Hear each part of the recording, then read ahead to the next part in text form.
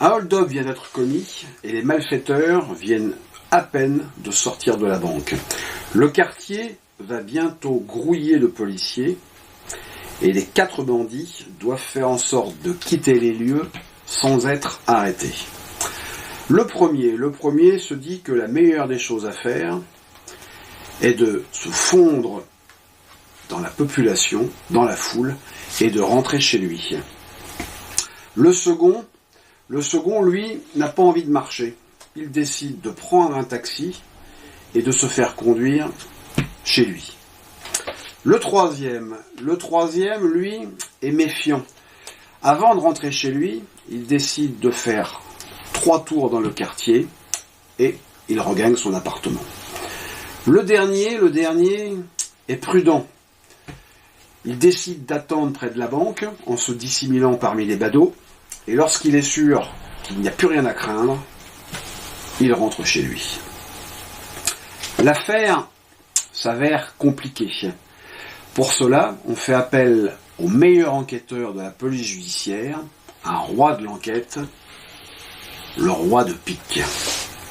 Très vite, il se met au travail, vérifie les archives, organise des surveillances, met en place des écoutes téléphoniques, et ce travail va très vite être payant, car le premier malfaiteur est identifié et arrêté dans une rue. Alors, pour l'anecdote, sachez que ce malfaiteur était quelqu'un de la famille de notre enquêteur. En fait, l'un des deux avait mal tourné. Les investigations se sont poursuivies et très vite, un deuxième malfaiteur a été identifié.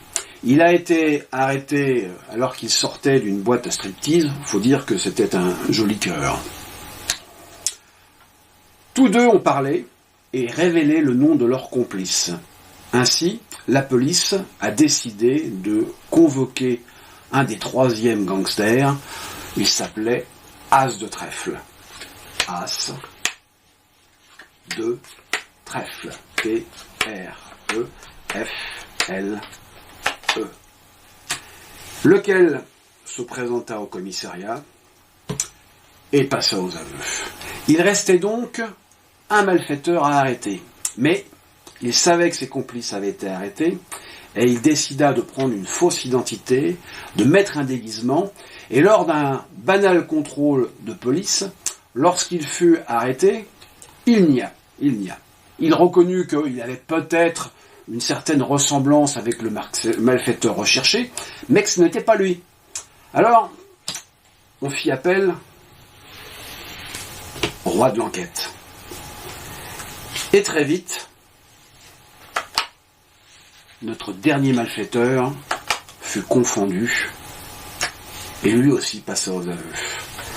Une enquête rondement menée et qui se termine, du moins pour la police, avec bonheur.